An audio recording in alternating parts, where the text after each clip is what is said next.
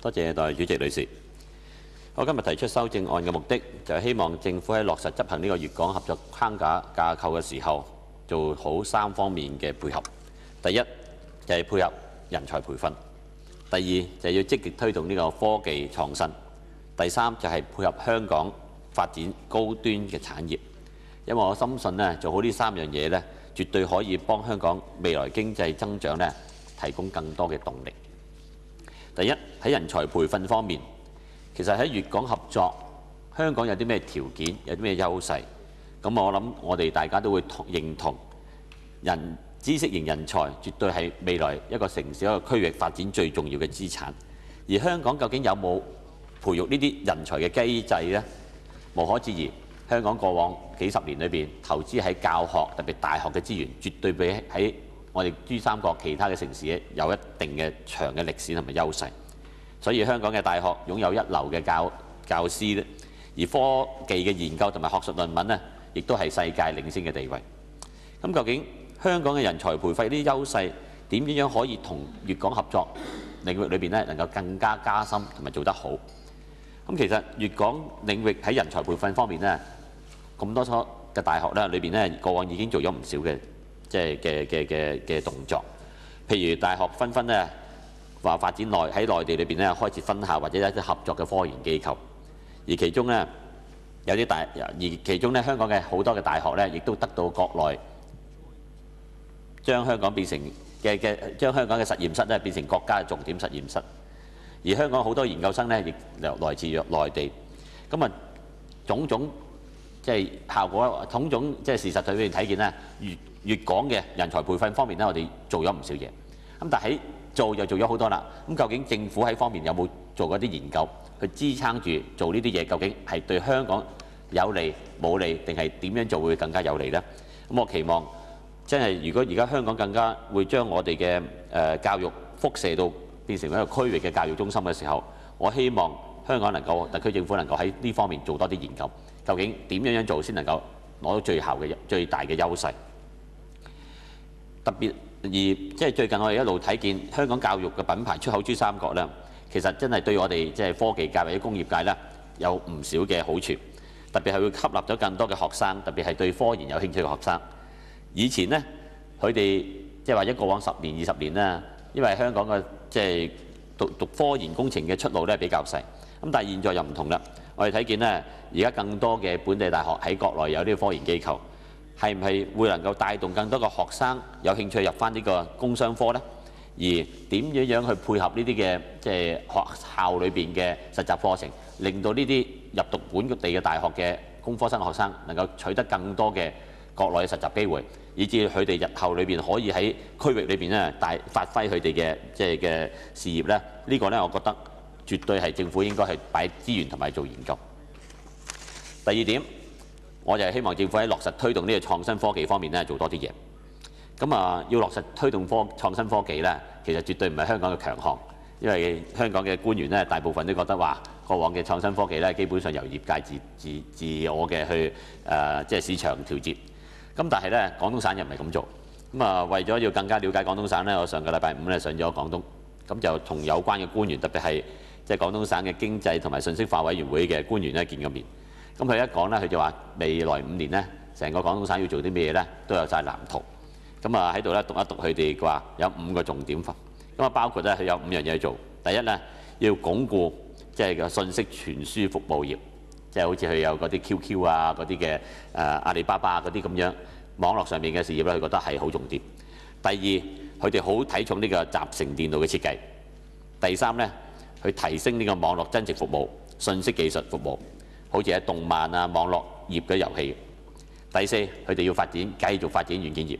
第五，佢而家講緊呢啲未來嘅嘢，就包括呢個培育雲計算啊，即係 cloud computing 或者係數字媒體內容呢啲嘅新興產業。咁啊，國家或者廣東省就講咗5樣嘢要做。咁我哋睇翻香港嘅6大優勢產業，同佢有冇配合或者衝突呢？咁啊，我研究咗一輪，咁發覺呢，現在香港嘅6大優勢產業呢，基本上同廣東省嘅要發展嘅重點產業係有好多即係緊緊相扣。咁譬如香港話要展呢個創新科技啦、文化創意產業啦、檢測認證啦，同埋環保產業啦，呢啲涉及好多創新嘅範圍。而我好希望真係喺香港要去發展呢啲創意呢啲新嘅優勢產業嗰時候呢，特區政府嘅官員呢，多啲同國內廣東省嘅官員呢溝通，以至大家定位配合呢能夠更加事半功倍。特別喺廣東省規劃嗰時候呢，佢就唔係純粹話要成個廣東省做咩產業，佢真係好有真係細分嘅。譬如每個城市佢點樣去將佢哋嘅優勢定位呢，能夠可以等佢發揮好呢？譬如即係廣東省會覺得佛山呢就會成為呢個網絡創新孵化器啦，而東莞呢要成為呢個信息產業嘅承接基地啦，仲有惠州、中山、江門、肇慶個個城市呢都係佢自己嘅強項。究竟香港強項係乜嘢？點樣同呢啲唔同嘅城市嘅強項合作呢？我覺得呢個咁嘅數據庫嘅組織、網絡嘅組織，我期望特區政府能夠可以建立，特別係用我哋駐粵辦呢能夠可以做好呢個資料庫呢，令到我哋呢個創新科技、初期創新呢個嗰個產業嗰個進程裏邊呢做得更加有效益。主席女士，第三點呢，我喺度加入去呢，就係話要發展呢個高端產業。其實產業化呢係香港最弱嘅一環。好似我就係咁講啦，香港有好好嘅大學，但係呢就冇一個好好嘅即係產業化嘅流程。所以呢，我覺得喺呢點裏邊呢，絕對係要借助國內產業化嘅一啲嘅即係秘訣。我喺度呢請教咗即係廳長啊兩招嘅。佢話要做好產業化呢，佢哋有即係好多招數。有兩招呢，我覺得係好適合用，或者香港政府、特區政府諗下點樣可以加強。第一個招數呢，佢哋就係為到每一個行業裏邊呢建立一啲嘅產業聯盟。其實建立產業聯盟呢，香港自己都曾經有過建立一啲產業聯盟，但因為香港點都係市場太細，一啲產業聯盟呢就好難發揮到效益。而香港嘅產業聯盟又唔可以即係喺工商註冊裏邊呢，又唔可以註冊喺國內，所以咧喺產業聯盟嘅互相合作上面呢，即係變成呢就係幾咁邊緣化。譬如深圳企業可以加入去裏邊嘅產業聯盟，香港企業聯盟呢就同佢入邊呢好難註冊。所以喺政策上邊呢，特區政府係咪可以令到香港嘅產業聯盟或者商會呢，能夠可以同國內嘅商會能夠可以實質上面呢更多嘅合作配合呢？呢個我期待即係特區政府能夠可以幫我哋去解決。第二呢，廣東省呢就會做好多示範工程、示範基地。所以佢喺每笪地方，譬如話數字家庭示範基地啊，或者係一個智能家居啊咁樣。究竟香港可唔可以爭取成為一啲嘅即係一個示範基地呢？我覺得咧香港有好多好嘅嘢，包括八達通啊，包括嗰個機場嘅RFID 啊等等嘅應用，絕對係香港好有優勢。但係點樣將呢啲優勢變成廣東省嘅示範基地，以至叫我哋能夠可以喺香港做得好嘅，又可以好快咁樣去擴散到去廣東省裏邊呢？我覺得呢，如果能夠解決到呢度呢，對於香港嘅即係產業化，絕對係有好大嘅好處。除咗以上三點我加咗之外呢，我有兩點就想提議特區政府呢，其實要落實呢個都幾關鍵。第一呢，就係錢嘅投入。而我知道呢，廣東省政府呢，就每年呢喺未來呢，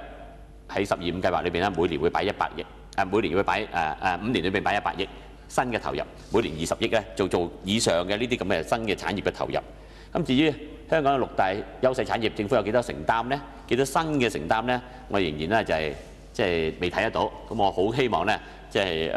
特區政府能夠可以趕快將呢個承擔呢話俾我哋聽。如果唔係呢，廣東省呢行得快，香港行得慢呢，香港又唔會原地踏步嘅。不過行得慢呢，咁樣到時呢就避免呢就喺呢個合作上面呢好可惜。